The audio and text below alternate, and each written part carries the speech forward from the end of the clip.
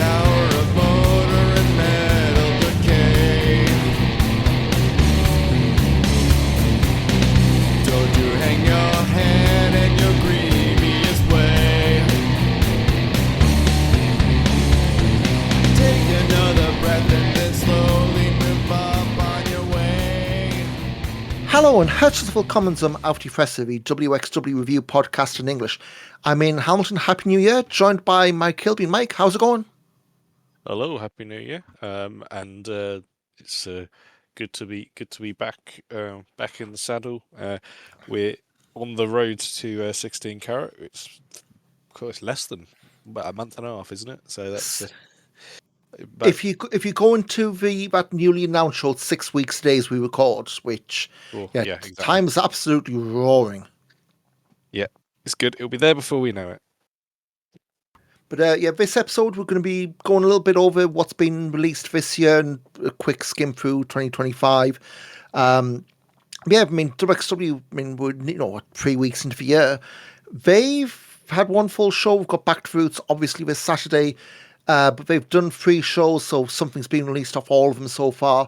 I know you haven't watched all of them, so I'm just going to skip through the Wheel of Wrestling Live stuff. So it looks like what they're doing now is they are recording everything, single cam only for hard cam stuff, and they're going to be releasing matches, no commentary, so it'll be up on the free YouTube page. For you to watch. I think this last weekend was like the Friday show in Münster was up on Monday lunchtime, which heck of a turn on, because it isn't just we hit play and upload the final file. There's been some editing going into it. But the matches they dropped from Rüthen, so this would be 10th of January. No, that was the day where they were looking like -9 degrees Celsius there, which, I saw that and thought the poor sods who were working that show, do not any of them, but what they released was a Roadkill con Kelly and Aaron against the Shooter Boys, Aaron Ortiz and Anthony, not DiVecchio. It's a decent opener, but I think they're from Beyond Wrestling Open Limitless Wrestling, like the Northeast of the States. They only had one weekend, so they weren't going to get too much there. Becca beating debuting on a taped show for MZ Alosa, which we'll touch on when we do the Shotgun blog. Again, decent. I think MZ hasn't had that many matches, so I think be a lot of stuff where it'll be like the Academy shows, maybe in a circle, maybe fight forever, while she's getting used to the spot, I guess. And Aaliyah Bloom over Bobby Guns, that would be a Progress Super Strong Style qualifier / first round. Again, we'll touch on that later. They're getting their all in here. Then from last weekend, Munster, Aaliyah Bloom against Itach. Pretty decent match for the time it had. Cappuccino Jones against Zoltan, Metahano against Nordino, and European title match Ricky Sosa against Bobby Guns. I think that's probably the pick of all the matches. Throughout then, 2 of them both involved Bobby Guns. Fancy that. The workhorse. Yeah. They're the ones I'm intending to catch. I do like the I don't know. I do watch whenever these do drop. I tend to watch them slightly different in the sense I tend to watch them on my my lunch breaks because I can sit and watch a 10-minute match for sort of on a tea break or a lunch break, and it's usually quite a nice way to sort of do them. So I like to pick and choose these. I don't really feel that there's something you can sort of marathon. It's difficult to watch it that way, but it's a nice sort of thing to do. Then it's a bit like do you remember last year, or might have been last year, when there was that brief run where every single lunchtime they was dropping a Walter Ilya match from the WWE live house shows. Yes, the fan cams. It was a little bit like that. There was a period where I was watching them every lunchtime, sort of thing. So it's the same sort of thing with this, really. And much like that, because these have been, they're cherry picking effectively. Yeah. You're not going to get an absolute stink, they're going to be kept in the vault. But yeah, the one show which did stream live, Wheel of Wrestling 72. Yeah, we're getting to the point where we might need a new series name here. From yet again, sold out for Foreman Bielefeld. WXW now exclusive, English and German. And yeah, I think well, this is it's an okay show. Like, it was one I'd go or felt cheated or felt like I'd wasted my time, but one of these you could probably say is more of like a building block kind of show rather than like a tentpole kind of thing. Yeah, yeah. It's. I mean, the We Love Wrestling shows. They are very much sort of. Let's say, they do fill the a little bit fill the gap that sort of Shotgun had when we had. Obviously we used to have the sort of the weekly show. This tends to be sort of every couple of weeks, and then you also have the Shotgun vlog with it, which does provide a little bit of the seasoning on the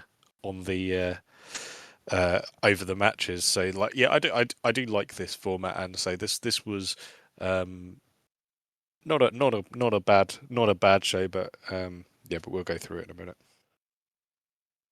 Yep. So opening match was Aaliyah Bloom again, getting my hero's welcome in Bielefeld.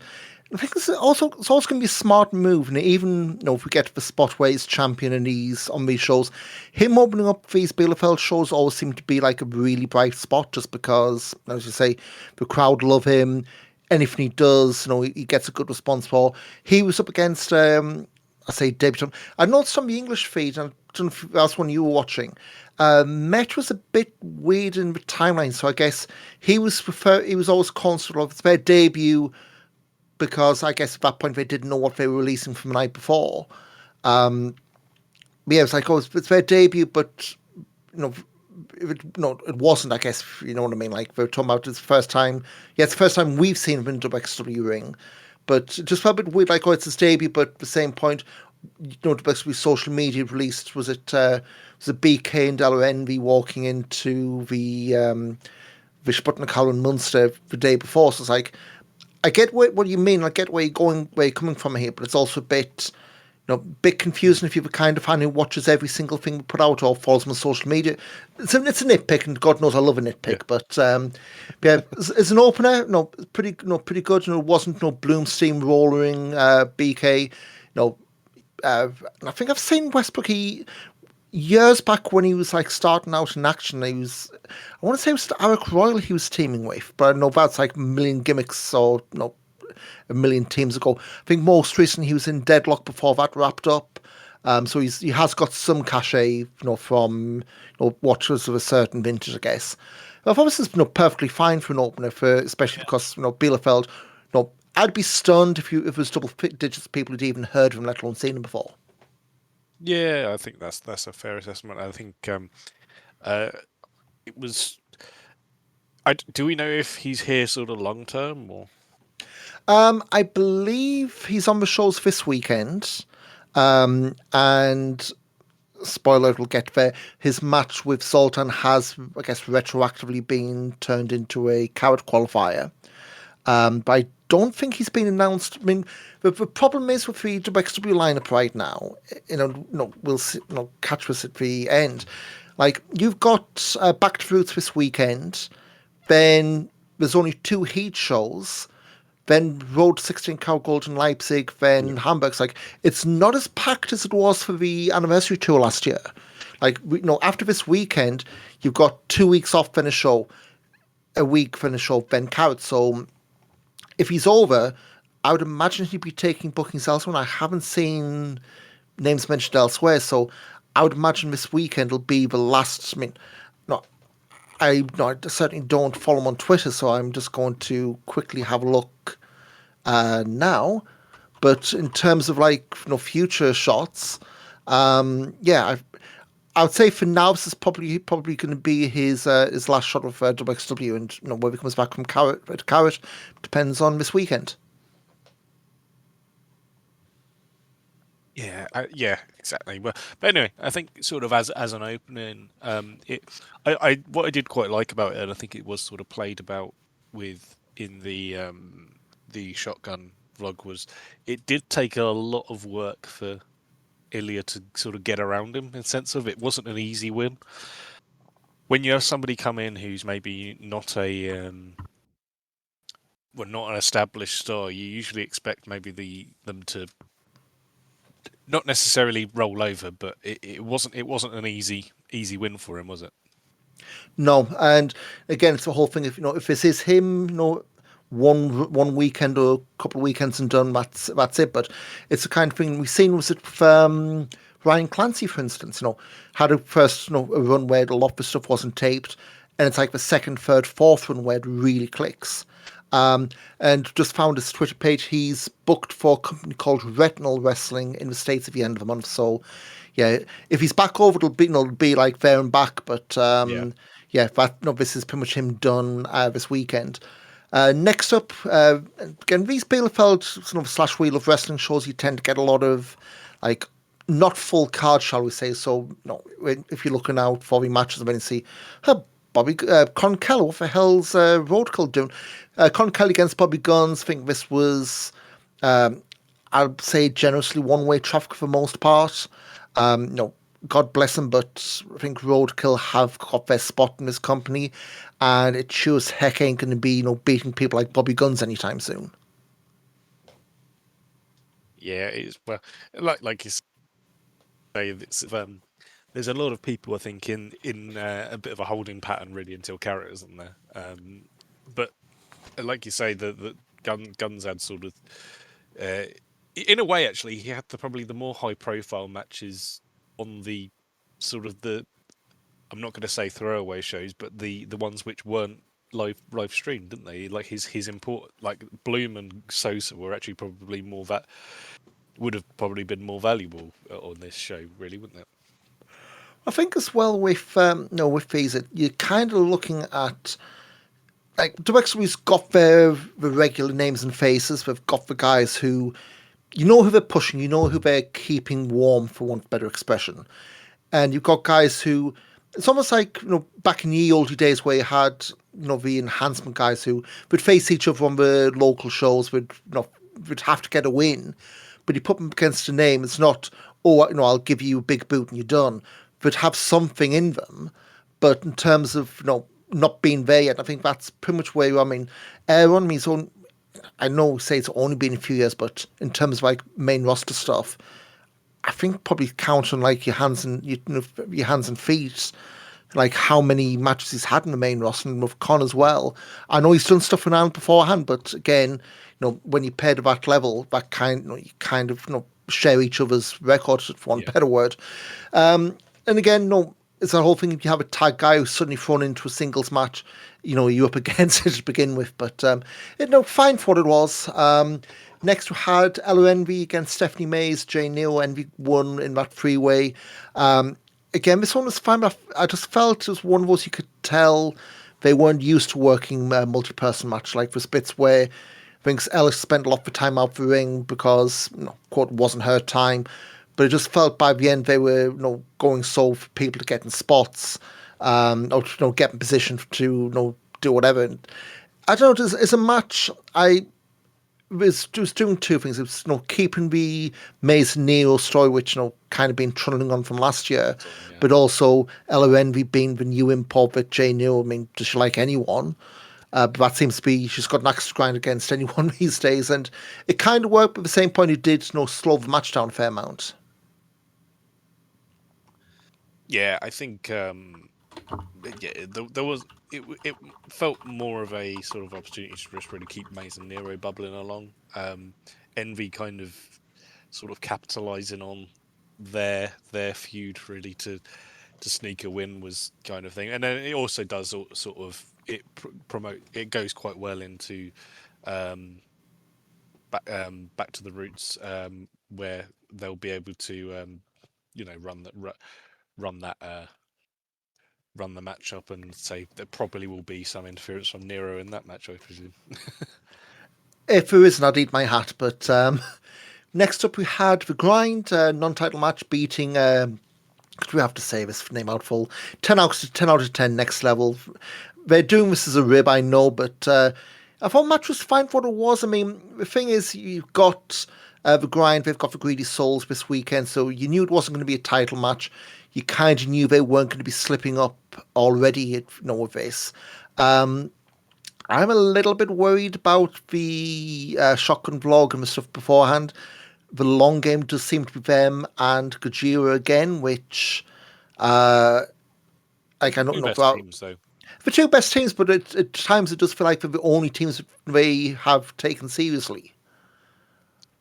Um, yes, but the next sort of marquee event is in Hamburg. That isn't going to be them facing off each other. So if the earliest time they can face off again is at Carrot, then that's fine in my view. It's long enough between matches where the previous match they did was at Anniversary, so it's nearly 4 months. Yeah, 3 months. Yeah, 3 4 months. Would it? I mean, I suppose would you look at it as a Saturday main event? Not necessarily Saturday main event, but you could certainly have it sort of co-main maybe. Yeah. One reason I'm saying that's because I know again we're going off veering off a bit, but they're kind of highlighting the Bloom to Harney match this weekend as the last chapter, which, bear in mind, it's non-titled. Kind of makes you think, is it really, lads? But we'll get to that when we get there. But yeah, it's Grind getting a win there. Shock horror. And next up, we had Ricky Sosa against Cappuccino Jones. This one ended pretty strong, but I don't want to use the phrase, WWE/television wrestling, but a lot of what Cappuccino was doing was very much played for crowd, so much hit from overhead that I'm a bad guy. Like, there's a lot of, do a Yeah. move, post for crowd. 100%. It was like, and but about halfway through, I was like, wanting to pull my teeth out. It was like really getting dragged out. And I know I think it's only done Evolve, so of course, Who Are You? Chance really tells you how many people are really, clicking onto YouTube every Thursday evening for that. Not that many, especially in Bielefeld. But I mean, the finishing stretch was really good. I know I've only seen them at the Tag for Pro Wrestling Grand Prix weekend. I wasn't originally sold on Sosa. I'm starting to warm to him. Like, it doesn't help that. How do I put this?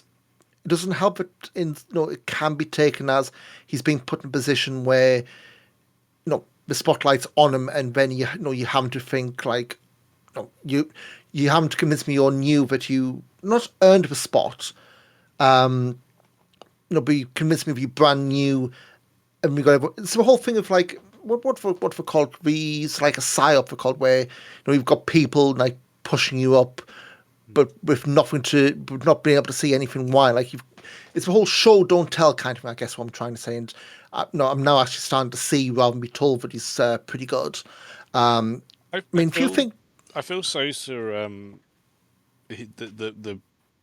I believe I said it during the anniversary thing, is that it very organically came up during the match that it was like, oh, it would be wonderful if he got this because he's doing brilliantly here. And I think that is probably why I have a bit more, because I was there live. I got the chatting amongst us going, oh, he's putting a bloody good shift in.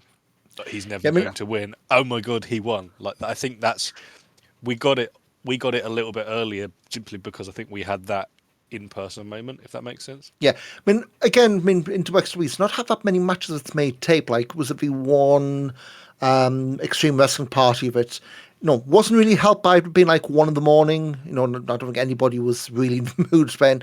But I think it was just bits and pieces where heard people. I've seen people in some forums going, compare him to Leon Slayton. It's like, I mean, it is apples to oranges in the sense of, I know I've seen Leon at least from Rev Pro shows from 2021 to now. So we've had like 4 or 5 years of that. Whereas with Ricky, it's a matter of months. So. When I wasn't ever going, oh, he's no good, he's shoving down the throat, the whole die Rocky die kind of stuff. It's no any of that, but it was more a bit, I want to see a bit more before I really make the mind up. And this, it's clear that he's in certain companies' viewfinders, I would say, like, obviously against, the WWE ID champ, and he had a ID title match with Cappuccino Jones the next night in Holland. So, he trading wins back and forth there, but, yeah, I mean, it's one of these. The only downside I'd say is that the match just went too long, and a lot of that was just for padding out the start. But I think, Ricky Sussman, spoilers in Carrot, I don't think he's going to win it. If he does, I'll be, frankly amazed. But it'd be a hell of a vote of confidence, wouldn't it? yeah, it would be, well, I think Carrot for him will be, a chance to, break out the spotlight and, Yeah. do the show, not for telling. But yeah, so that was the first half main event. Second half was the return of Eye Touch, at least to live stream against M4. I think this one I must have blanked out because I do not remember a damn thing about this match. I remember It just felt like, I remember seeing him come down the stairs, and I'm like, "Hell yeah, is that Eye Touch?" And it was Eye Touch, and I was like, "Yay!" I was really happy. Well, because all I can think of with Eye Touch is when he did the Samoa Joe thing on Project Nova. I don't know if you ever saw that, Matt. I think I've vaguely remembered, yeah. Yeah, he was during the Halloween show. He dressed up as Samoa Joe for Halloween. It was brilliant. I need to dig that out and watch that again this week. But yeah, so I touched they've given like their take on the 70s TV soap opera music or sitcom music that he has in GWF. So whatever they could get out of the library, but it was fine for what it was. Just for me, I must have blanked out because all I remember seeing is like just a lot of chops, and I think M4 had he bruises easily, which doesn't help. Yeah, they really used this to say, "Hey, M4, he's getting wins. You got to watch out." It's like, yeah, but I think was it Rob Drake here last time he won against, and then he never saw him.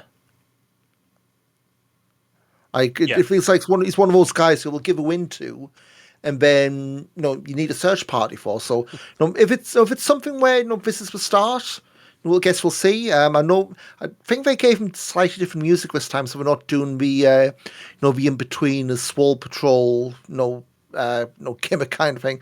Yeah, we'll have to see again with M4. It's the same kind of thing as Aaron, as far as he's up. He's got a spot.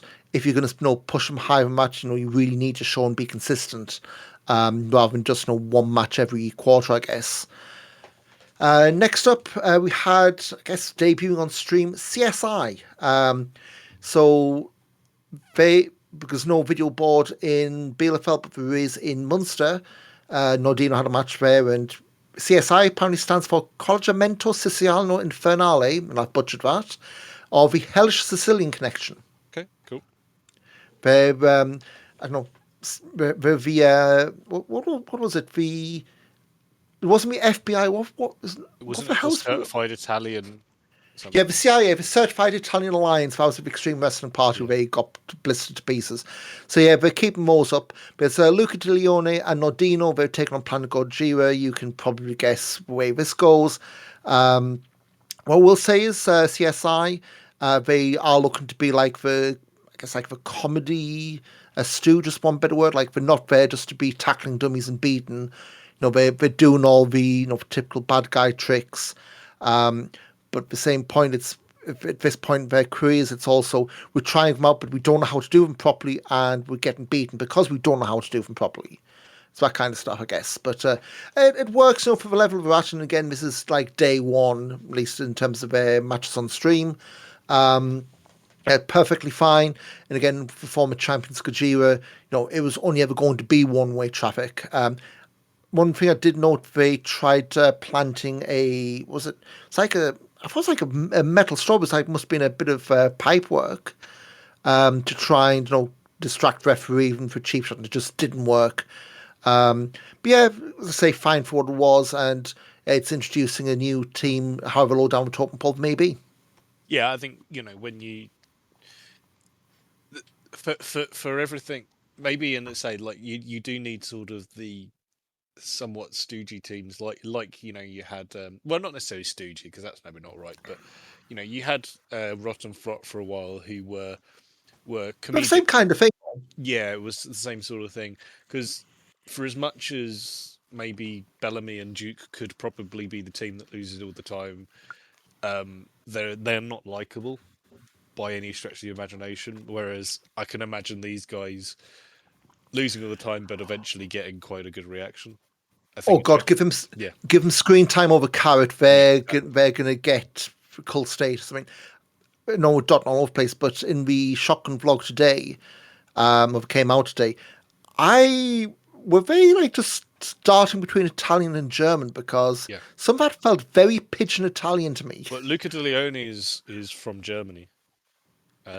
He's from Hamburg, so Yeah. he's obviously Italian, but and Nordino, I believe, is shoot Italian. So That's not an instruction, Mats. Anyway, from but yeah, I Sicily. mean, well, that's where the Sicily stuff, I guess. But I mean, it's one of those acts I can see will have the spot. They're probably going to be one of those will break out like a carrot or whatever the autumn festival's going to be. But yeah, certainly want to keep an eye on, even if it's like not the spot on the card. Next up, we had so this was originally just a straight up Zoltan against Paige Tahani. This was added as a another 16 karat gold wrong tournament, the inferior one, the super strong style 16 first round match, and they gave you the idea that maybe Zoltan would have a shot, but again, let's be frank here. Tihani was only ever one way. At the start, Tihani was just taking Zoltan so lightly. Thought, oh, he's going to get beaten because he, didn't take him seriously enough. In the end, it was the ankle lock for submission, and yeah, Zoltan is one of those guys who I've got a feeling it's going to be this year's Nick Schreier in terms of he's going to get beaten like a drum, and we're going to be sat here complaining for months, saying he needs to get a win, and hope that win comes sooner rather than later. Hopefully, he becomes this year's Jacob Crane and gets beaten like a drum, and then goes to Japan and becomes like one of the big names in the company. Well, there was that Dragon Gate stuff Yeah, we all exactly. suspected. So we'll see how that goes. But yeah, Peach Tahani joining Leah Bloom and Camden in May. Unlucky for them. And main event, Ahura against Metahan. So I watched this back today thinking, was I just harsh on it? And I could not get into this match. The one bit in commentary that I did pick up from Met was that Ahura's meant to be so down on his chances that he's talking about, he was offered a spot in Super Strong Style, but he said no because he didn't think he was going to be there in May. Like, who's acting like Carrot's going to be his, his swan song. He's not going to, win it, and therefore it's going to be done. At the same time, the match then told the story of who were having to go through, like, basically, fight through injury to win, which would have been fine had they not spent 25 minutes telling that story again and again and again and again, to the point where I was trying to go back and pull my teeth out again. Like, it just felt like the classic, here's our story, who's injured, but now Metahan's injured, now just swing back and forth, and like, whose injury is going to affect them the least? And it's like, I get it, but if it, at that point, it's like, Metahan, is not the level that who is today. Historically, you can argue, but today, who is absolutely not being painted for level Metahan, who has not been painted at a different level to Metahan, and it's like, I don't know. For me, if you'd shaved, 5-6 minutes off, it would have told the story just as well, and would not have felt like it was dragging as much. Yeah, I think that's a fair assessment. I mean, I agree. It just went too long, but I think that's a common trope of a lot of Metahan things at the moment, really, isn't it? It's, well, I say at the moment, I think for the last sort of 3 or 4 years, it's such an anchor on, I think, anybody really. He doesn't, I can't think of many times where he's really elevated any match really this year in the last sort of couple of years, really. It's I unfortunate. mean, I get, like, we call this like a building block event. Like, I get, you're doing this as you're giving them experience, you're giving who experience of a long match. Fair enough, but to me, it just felt like it just, like a lot of main event stuff in Europe lately, it goes that line from being long to too long to, oh my God, where's the ghost of Antonio Inoki with a chair to send us home, But yeah, again, but if you just look at the story they were telling, it's fine if you, sat through it live and you didn't get it when, yeah, I guess this is for you, but that was it. Strangely, I don't think who was on the card this weekend, which, for me, when they said this was the main event, it just was like, well, I'm not saying you've got to go from show to show, but it's like, I don't get, like, why is this main event when you could have had And then I've looked and go, well, yeah, fair point. And there was nothing else on my card, but really would have screamed main event, maybe Bloom and Westbrook, but yeah, so shotgun stuff. So it's been a couple of vlogs since we last recorded. I'm not going to go through all the bits. Interesting that they, at least at the start, the post-anniversary vlog, Lee Bloom's talking about how Robin Christopher works in the past. And then before Wheel of Wrestling, Bielefeld, Forwerk turns and then, gets scared, I guess, best way to describe that whole thing, had second thoughts. So he's still in the picture, but not really, I would imagine. We're getting in Back to Roots this weekend, Bloom and Tahani, but it's not for the title. Is it for the title now? I'm second guessing myself. It is for the title, sorry, but it's under pure rules. That's what threw me. So it's the old, well, say old Ring of Honor is using it now. The free rope breaks, no closed fists, and the free judges at ringside. So It makes basically, sense. Bloom can't beat Tihani without going beyond the limits of the rules, really, isn't it? So yeah, he's good. No, for every time it's been, was it K-Fix Shark last year? Was the spike and lot bling. So you pretty much gone for the polar opposite of what we had this time last year. Which, so again, we see, and as I said earlier, the WXW trailers are painting this as the last chapter. So we'll see, whether this is the last chapter or whether we get one more shot. We had talk about the grind. They're getting, of course, Greedy Souls this weekend at Back to the Roots.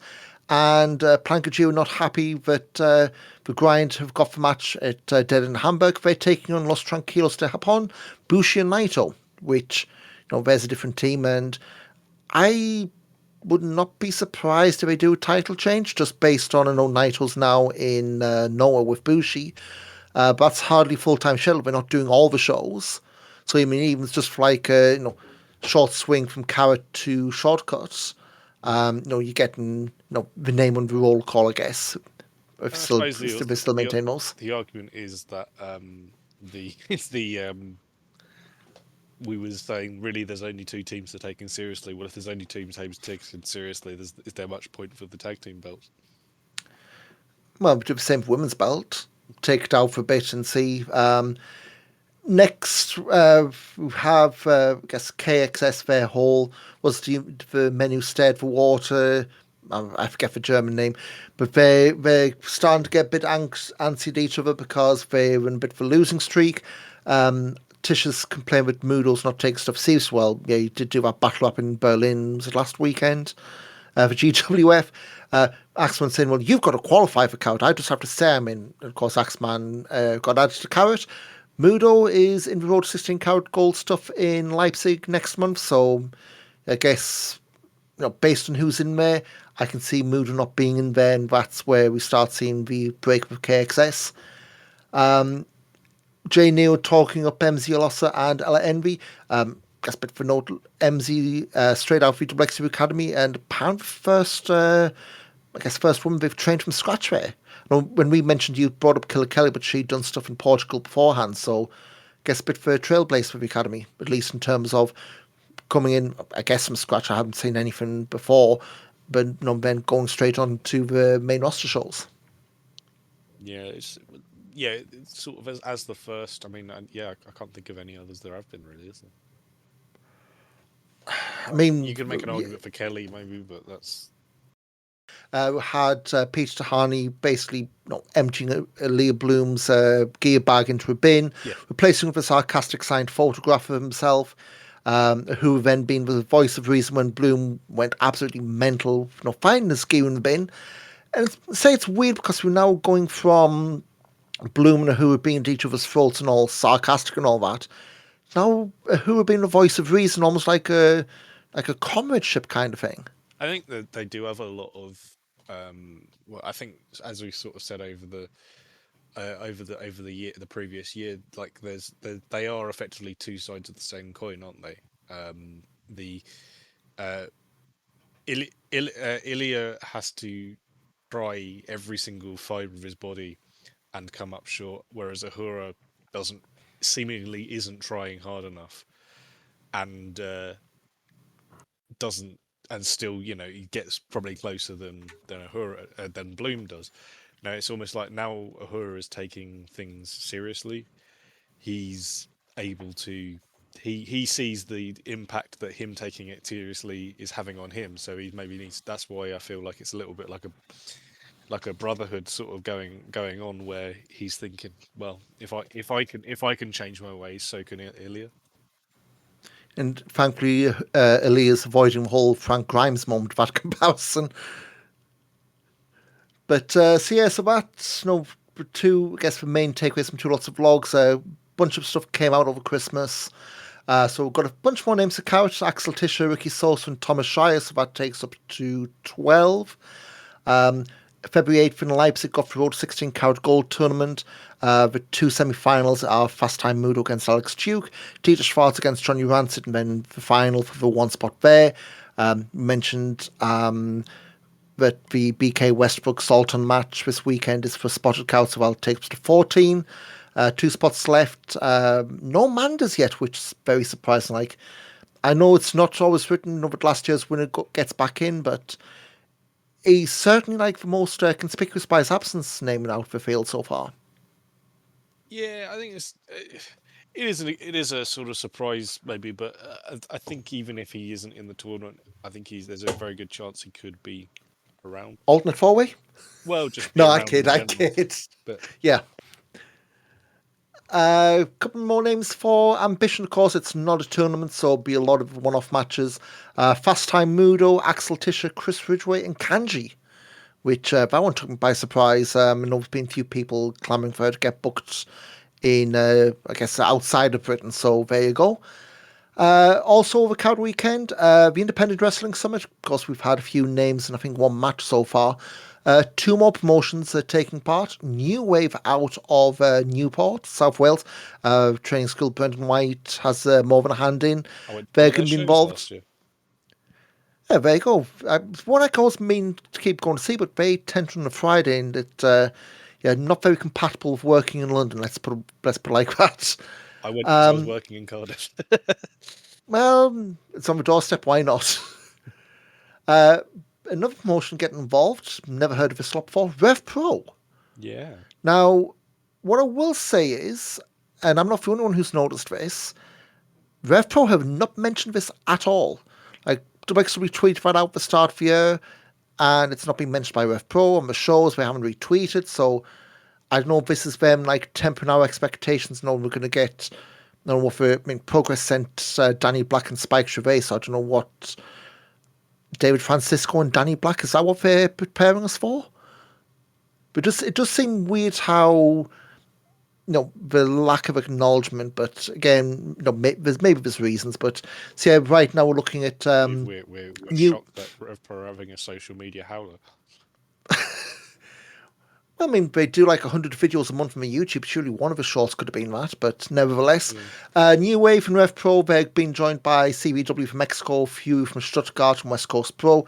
Expect to be maybe 1 or 2 others, and starting getting more matches announced as we get close to Carat. This feels like an annual thing. The 16 Carat Gold documentary, remember, was it the year we had the bowling tournament? They had, was it Gibbeam, I think it was. We're filming it. I don't know. And we did like the 4 or 5 part. It was like, remember, we're doing stuff like we're shooting stuff from like the podcast festival. It was like bits backstage. Sorry, Gibeon. That's the Nick Hine thing, wasn't it? It might have been. I know it's still online somewhere. But like we did like one video for each day, so it'd start off within a circle. Yeah. Well, the bowling tournament, I think, was a clip of. I don't know if it's a blink and miss with me, but I know it's definitely laying hours on with Shiggy. It was a bit, when you watch that back, it's like, it's a time capsule, especially with some of the names that are in there. But yeah, so this year we're doing another one, and it's gone to Wrestling for Regrets Brian Zane, which not a name I was expecting to be in the same stratosphere as, but he's done some documents. I know he's like really broken off of like covering the modern scene, like used to like for TV reviews and the whole tribalism stuff. He's really cut off. He still keeps up with it from what I gather. but he's like doing like more retro stuff. He's done, I think it's a Chris Hero documentary, being told has been really good. But he's doing a crowdfunder to like try and pay some of the costs for this. So guess you'll be seeing, the big blue jumpsuit all over Opera House on weekend, and hopefully it's not going to be unseasonably warm, because that's going to be an absolute pig to be in. Heck, it's a good job in the circles in the. I know it's not going to be in Gelsenkirchen, because BNS, yeah. my. Yeah, I mean, God, if you imagine, a backside of the ring with a broken radiator and mat, he'd be a puddle of goop by the end of the show. Last bits on Karen, I guess. No, you mentioned this to me, and it's a bit, if you've left your bookings late, you may be able to capitalise on this. Direct Stories added another show to Coward Week. So we mentioned Inner Circle is going to be in Essen. It's sold out. Don't bother looking at tickets, because that was sold out. I believe it was long before Christmas was sold out for Turok. But they're now adding a Wednesday night heat at the Academy in Gelsenkirchen. It's on Wednesday. Typically, they've never done these on Coward Weeks, but this is the show. It's not going to be taped. You can't even pre-order tickets. It's €10 at the door. But it's basically the shows they do, I think it's like every other month at this point, where it's basically some main roster names, a load of names from the Academy, and names you may see if you, gorge yourself on wrestling results around Germany. So yeah, I mean, if I look at the last Academy, so I think for the last show they would have been just before Christmas, I believe. But you're looking like for the likes of M4, Brandon Bands, who did the Wheel of Wrestling stuff over Pro Wrestling Grand Prix weekend, Nicholas Bock from Quick and Dirty in GWF, Sultan Suzu, who's done GWF as well, Paolo Van Niemer, Alpha Kevin, you blast from the past there, Dieter Schwartz, and the former Zeratus for Breezy Bruiser, which, if you've not seen the photos and you've only seen Zeratus as the, for Mask and the Chain, it's quite the tonal shift, to put it one way. Yeah, it's a bit like, is it like a Terry Funk thing, isn't it? Terry Funk. I think Zeratus had the Terry Funk tights. I think the Breezy Bruiser is more like the Sabu tights. All right.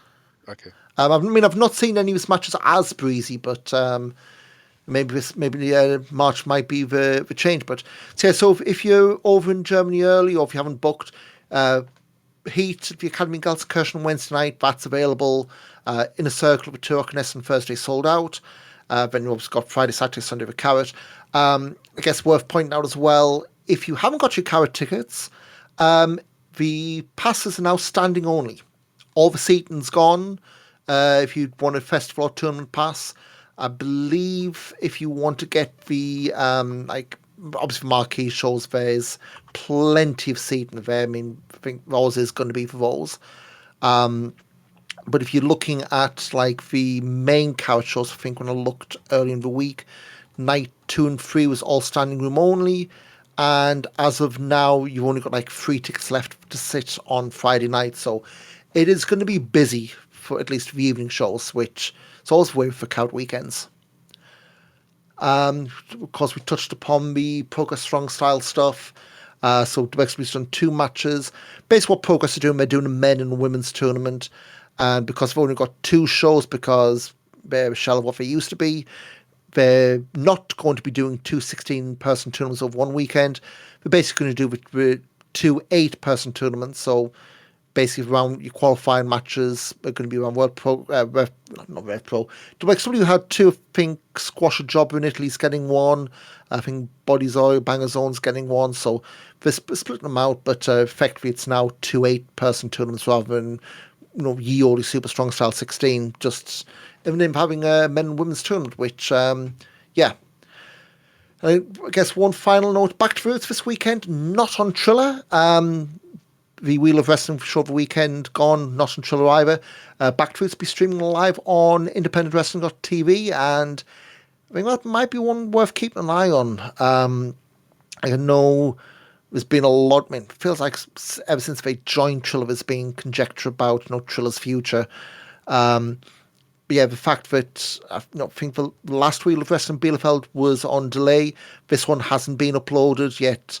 It's on IWTV, so there's been no official announcement. So I guess we'll see. But if when we get to Carrot or the live streams on IWTV, that might be the strongest sign yet. Yeah, if IWTV is sort of the home of it going forward, I suppose it's positive. I mean, a lot of the promotions that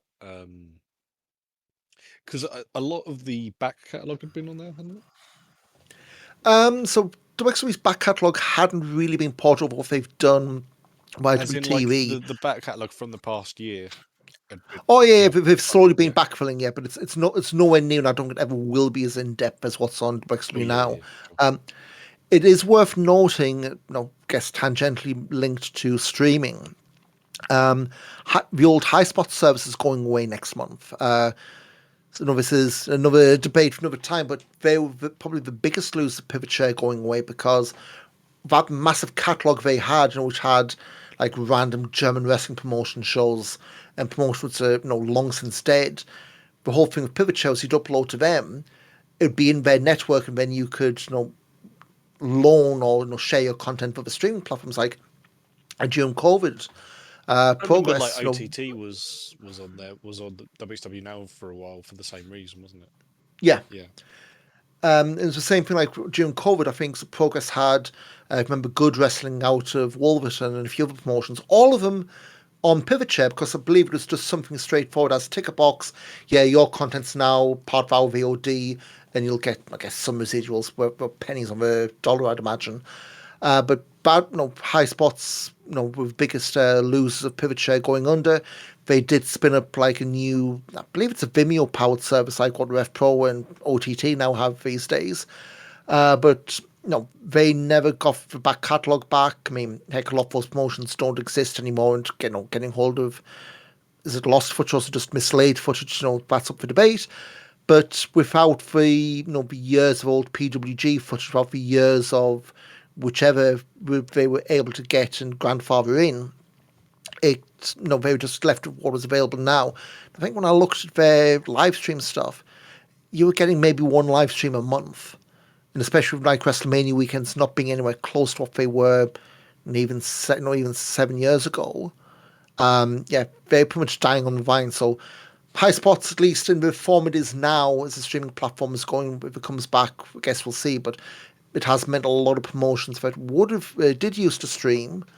They're slowly migrating to IWTV, and I guess the rest will end up, either on YouTube or through another platform. So, again, as far as WXW, one worth keeping an eye out and see if IWTV remains the, I guess, the American home of WXW for those who are a bit scared of signing for WXW now. But, that's coming up in 2026. Going to have a quick sweep through 2025. Again, just some of the main beats. We're not going to go through any kind of analysis because we've all lived through this. January, of course, we had the big Leah Bloom reboot, new look, new music, and desire to hit the Muta scale, bleeding whenever you can get it in. Lavanya licking the European title. Michael Sashimo's last match in Germany as part of her farewell tour. That was at Back to Roots last year. February, we saw Peter Tahani vacate the Unified World Wrestling title after injuring his shoulder against, was it Mustafa Ali? It was a match against him, I believe, in Berlin.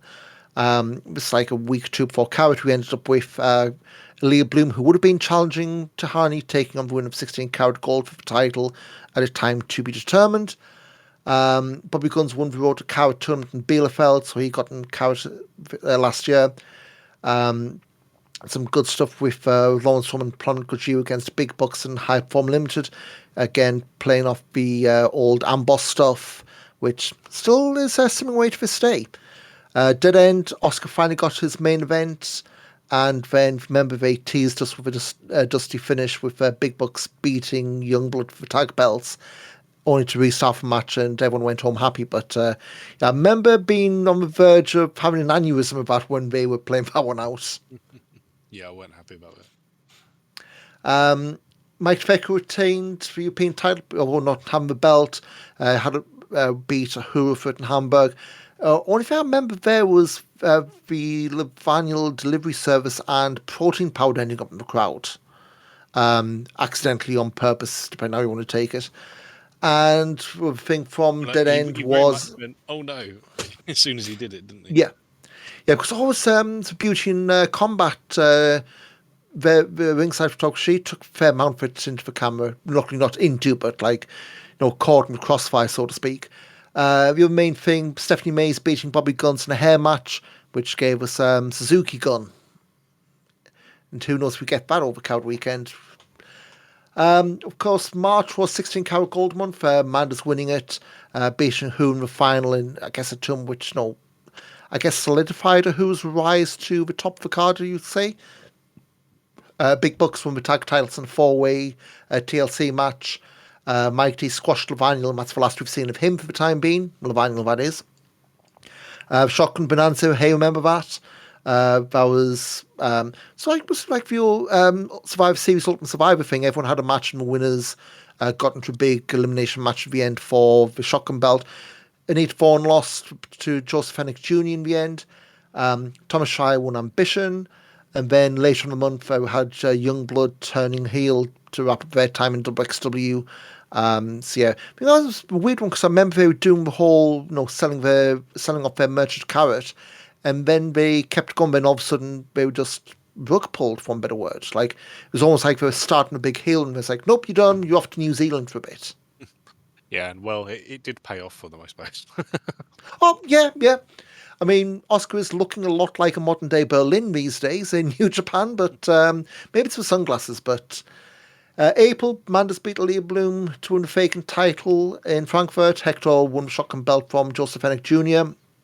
Then we had some fuckery with Planet Gojira beating Youngblood for a tag title shot, and then kind of baited into cashing it in early. Trice was injured, and shock however he didn't win. Then end of April in Erfurt, Youngblood wrapped up into XW. So it's, I'm trying to remember, what was the final match with Oscar in WXW? So I know Yuto lost to Dieter Schwartz. Trying to see who it was because it was like one of those like really odd ones. Oh, it was M4. That's why I couldn't remember. Yeah, because we didn't have a tag match. It was just two singles matches. Like, okay, M4 I get, but then Yuto losing to Dieter Schwartz. Maybe we should have seen back then they had designs on him. But so yeah, that was their farewell. We did the whole, after the show or after the match, talk with Dry Skin, the baby faces coming out. And then 2 weeks later, Youngblood popped up in New Zealand for Farley's Don Farley dojo stuff. A couple of shows down, and then popped up in New Japan. Maybe in September again, I think it was. And we have rest history. So yeah, the boys doing good anyway.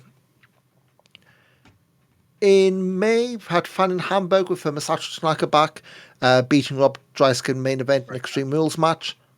Mike DeVecchio vacating the European title. So this is one where I think a lot of people suspected writing was on the wall because he'd already had one spell off after an All Japan tour. Vacated the European belt. Basically, after his couch, he took time off to heal up injuries. He was meant to have defended against Metahan at Fan. That rhymes. Ended up with mystery opponent, and it was Maris Alani coming in out of nowhere to win the belt, which, yeah, that started well, but boy, that went off a deep end.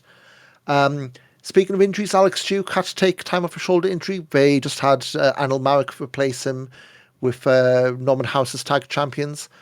In June, that run didn't last. Planet Gojira beat, was it the joint venture they were called briefly, House and Marek, for the tag titles.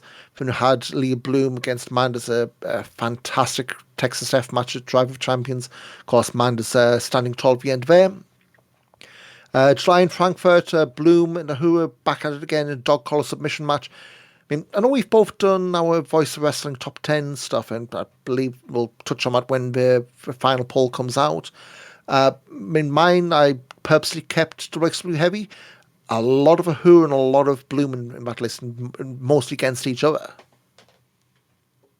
Yeah, Well, we'll probably discuss it. I think when it does come out, because that will be out probably in the coming weeks, won't it? So, Yeah. but yeah, it's. I mean, the Bloom, Uhura, Manders, and Tihani have basically been the story of the year, haven't they? And I feel it's um, if you've invested the time in it over the course of the year, it's been quite rewarding. I feel. Do you concur with that?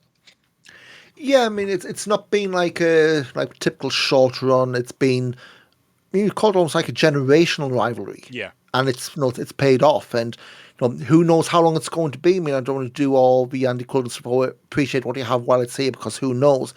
But certainly the signs do seem to be, more than hinting that a Uhura may be done this year. But I think we've been here before and we've been pleasantly surprised. So we'll see with that one.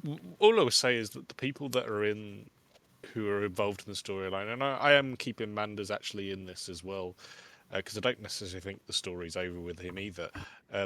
They're not four people who are likely to be signed by anybody.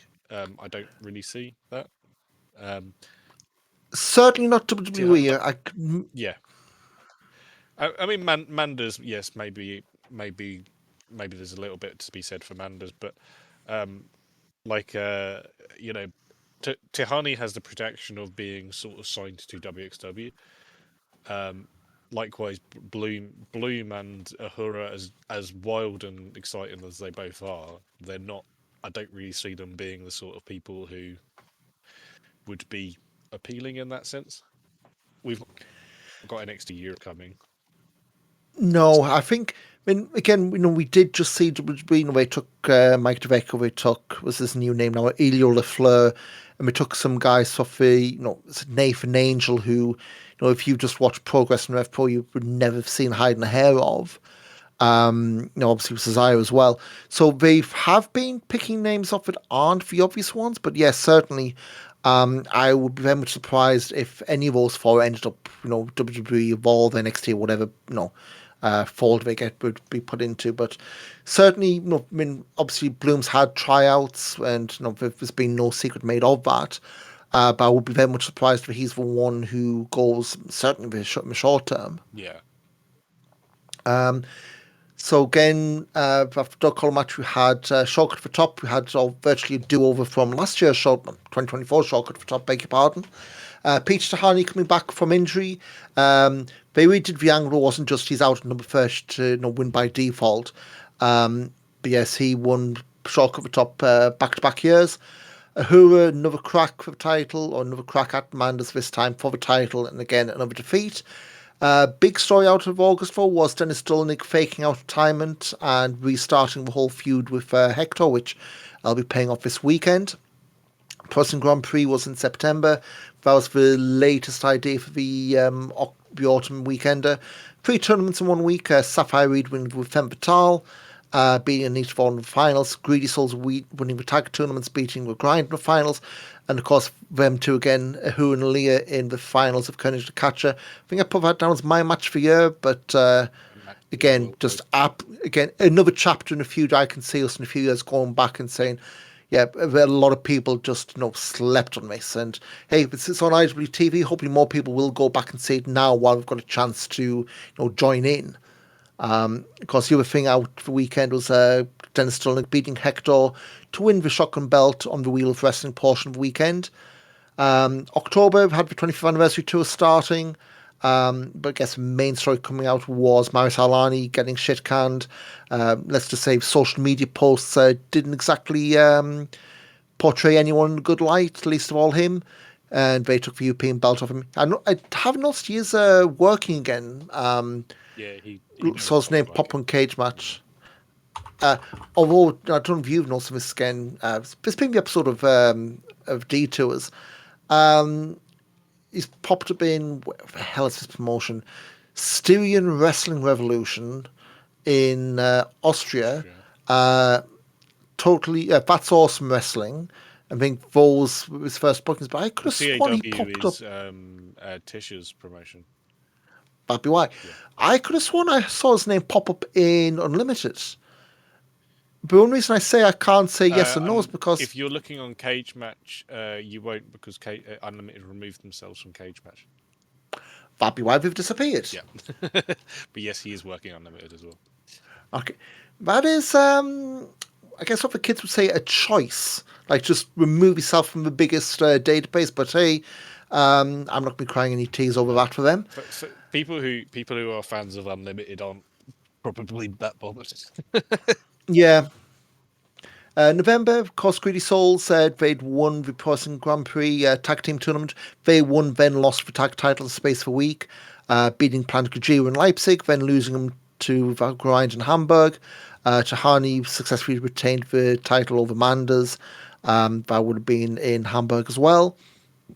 And then trend of the year, we just did this last episode, who were coming up short against Tahani for the title, and then saying that he's going to end himself in Carrot.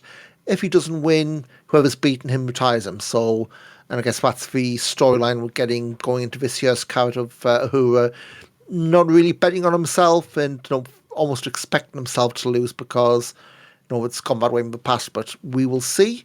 So a year ago, a bit over a year ago, we had some predictions.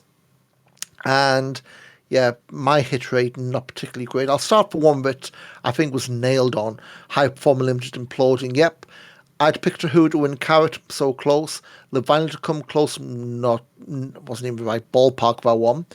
We're expecting Walt to be returning for the anniversary show. I think he was busy with somebody else from the same night as the anniversary show, so that was not happening. You picked Claudio Castagnoli going to the Hall of Fame. That didn't happen. But you did get a spot on for Manders winning Carrot, so you got a better hit rate than me. For me, for 2026, I'm just going to put two, and one of these should come true. Who wins Carrot will be championed by the time we get to the Autumn Festival, whatever that may be. And Leah Bloom remains Tommy Dreamer to Who's Raven. I feel like I should chuck in a Claudio Hall of Fame every year, to be honest, because I just think it makes sense. I think a return I'd like to see this year. I'd like to see Jacob Crane return to WXW, and coming back with. I would actually say it'd be great if he was in Ambition this year, but I think it's a bit too late. But I think. Jacob Crane back to WXW, I think for me is what I'd like. Carrot win, I'm also going to go for Uhura. And possibly Ilya Bloom. I suppose the other thing is Uhura very close to winning Carrot, and then Bloom costs him. I think is another. So either who wins or Bloom costs. Yeah, costs him at the end. I like where you come from there because they've you could see Bloom in a fit of rage to do the whole thing of thinking of who's being sarcastic, and then almost like a double turn, so to speak. But again, it's not like who's been the out and out bad guy. It's been very fluid. Although at least how the crowd's taken him, but with Bloom, certainly for him would be a very marked and obvious change. And I'm going to throw somebody from sort of on the fourth down. I'm going to chuck in Dieter Schwartz for Shotgun or European title.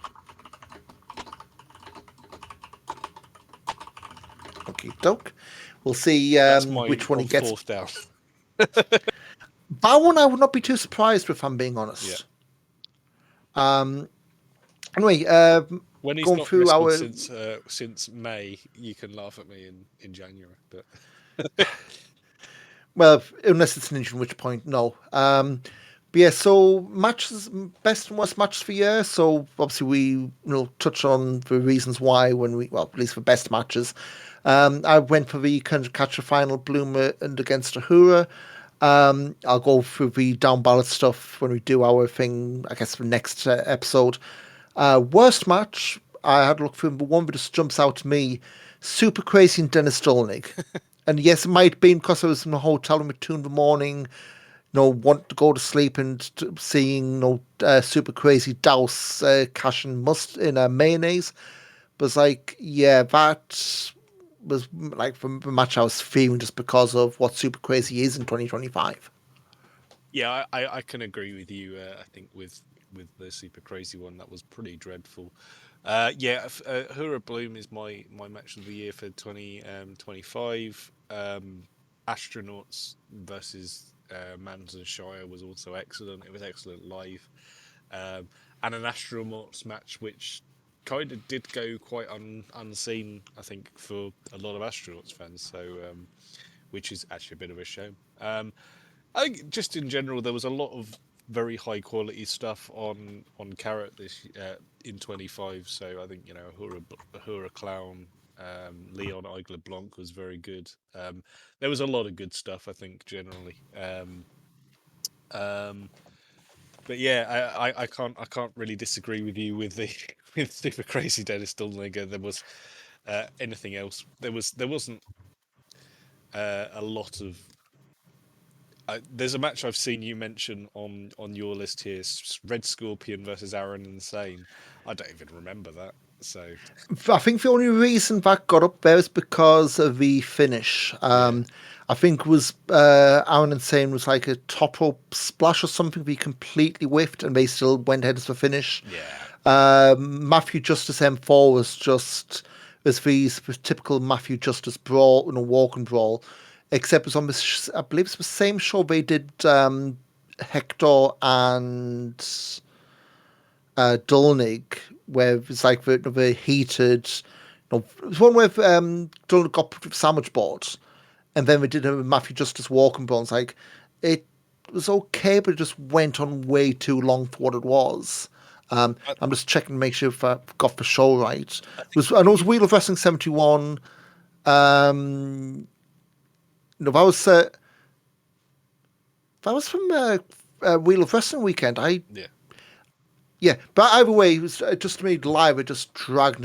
It just never got I going. think the thing you've got to remember about the Red Scorpion Aaron Insane match was that was Shotgun Bonanza. I'd just been at Wrestling Cult, Good point. so Yeah, actually I'd watched. Well, I have just looked, and it was actually that Red Scorpion match was the lowest match of that show. But I did see two matches which were worse at Wrestling Cult an hour before. So, there we yeah. Look at my report. It was meant to be the Air Bully splash off the top, but Bully's Insane slipped off the top, and I think didn't quite get all of it. Is the code word they use. But yeah, I think it's just one of those. It was another match that went nowhere, and the finish being what it was. But yeah, by a country mile, Crazy and Dolnick was the one that stunk out the joint for the year. Newcomer of the year, this one I would say was really only one choice, Ricky Sosa. I mean, in terms of newcomers, Jay New I think had appearances before 2025. I'm just going to check now. Cage match. Alexander Bellamy's maybe the only one who could really stand out. Yeah, Jay New did 2024, so as a no. Zoltan was there at the end of 2024.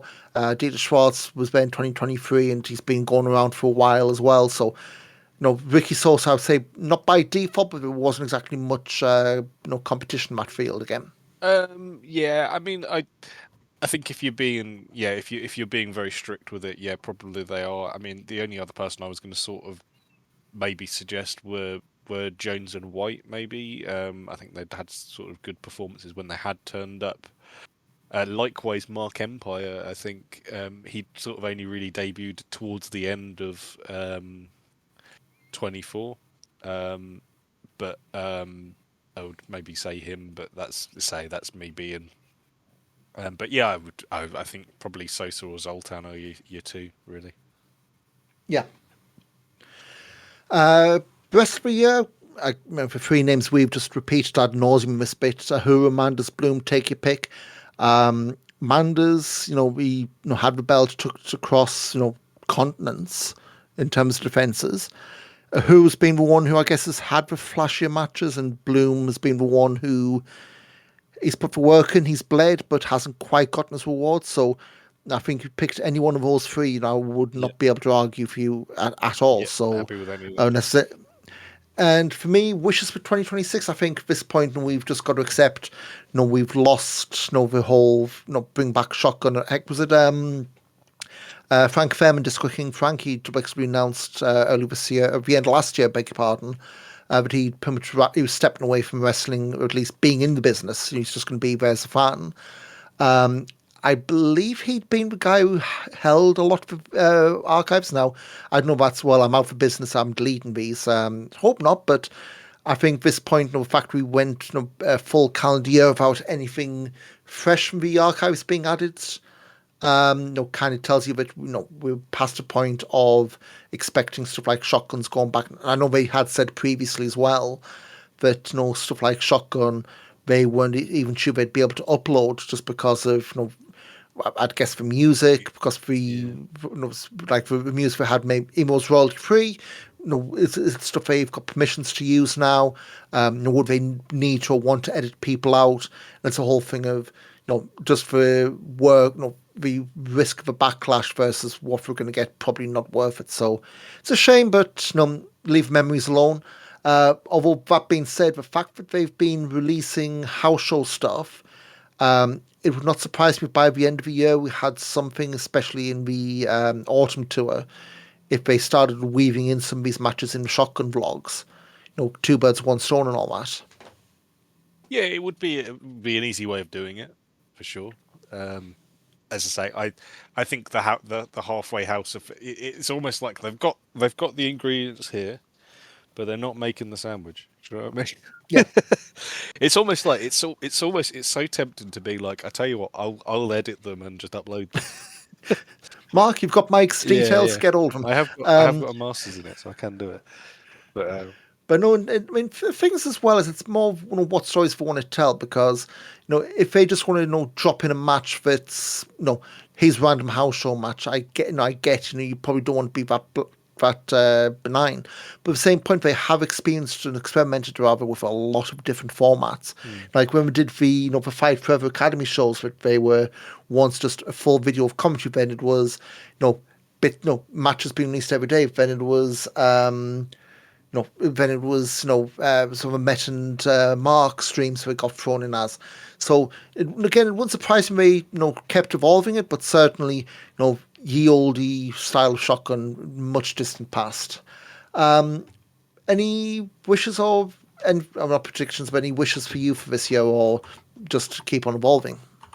I think I think just ultimately it's just keep up the good work. Really, sorry, that's not really the most. I'm quite. High school report card. Yeah, I mean the stay true to what the fans want, and don't be tempted by things which maybe are too good to be true. If that makes sense. Yeah. Yeah, that's what I would say. Well, coming up, of course, That's got very count vague, 6 I'm weeks. sorry. The vague stuff's always the best. Means you can never be wrong because people took it a certain way. But of course, 16 Karat Gold, 6 weeks away. We will of course have our preview podcast once we have more names and matches. This coming Saturday at the Turbine Hall, Back to the Roots, directly now on IWTV. Kevin Shack for the shotgun title, and it's Lose Leaves Town. There's all the stipulations laid on for you. Dennis Kastulnik against Hector Invictus. We've got Planet Kaju against 10 out of 10 next level. 16 Karat Gold qualifier, Zoltan against BK Westbrook. Stephanie Mays is taking on Ella Envy. Originally that was Jane Nero against Ella Envy, so we'll see if that develops into something. Ricky Sosa defends the European title against Leon Cage. That one, I don't want to be sour on this, but I did see earlier this year Leon Cage and Kuro and Rev Pro, which is in the same kind of vein as this. And then they just, what's the phrase Gadge used? They were overly ambitious to the point where it was detrimental to the match. Like they just tried too much stuff that just backfired and blew up on them. So hopefully they can rein it in, because these two, certainly Leon, people in the UK, seen a lot in him. So hopefully this is, something similar. Like, we've probably lost Leon Slate at this point. Hopefully, we get a new Leon to hang the hat on.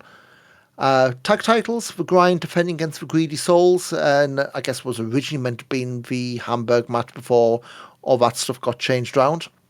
And then main event, or guess main event, Unified World Wrestling title under pure rules, Peach Tahani defending against Leah Bloom. And, so that's the old, I guess, the current Ring of Honor rules where it's free rope breaks, then ropes are fair play, closed fist punches to the face for DQ, and you've got the judges in case it goes to a draw, so there will be the time limit here. Doug Williams, Tenqua, which there's a blast from the past for you, and Stefan Haupt, who used to promote Independent Wrestling World in Hanover. They're going to be your three judges. So, IWW show quite recently, actually, from 2000. How was it? It was European wrestling in 2000. Say no more. No, effectively, it was the IWW. Let me get the name of the show because it was quite early in 2000. It was effectively the show that every German promoter who exists now, who was old enough, went to that show and they finally believed that they could promote wrestling like they did. So effectively, that was sort of, I think that's February 2000, and then you think about, well, WXW was December, 10 months, Yes. 10 months after IWW Clash of the Nations. That's the one. That was effectively, I think it was the show which effectively inspired everybody to promote in Germany. There's a lot of promoters who said the same thing. I'm assuming this isn't the rookie shop. I mean, looking like, yeah, some of the names here you'd probably get, so see like the through lines. Chris Hero, of course, big in WXW.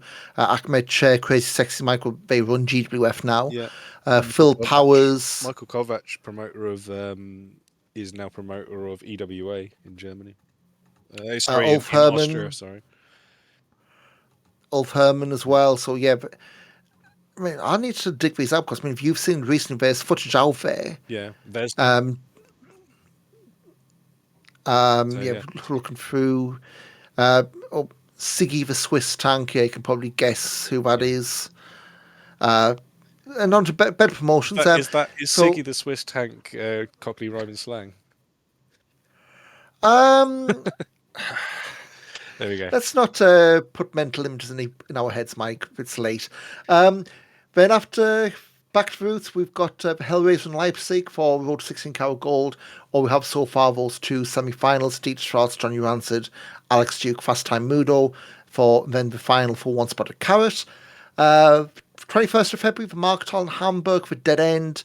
That's the show with the Grind defending the tag titles, assuming they retain against Los Tranquilos de Japón.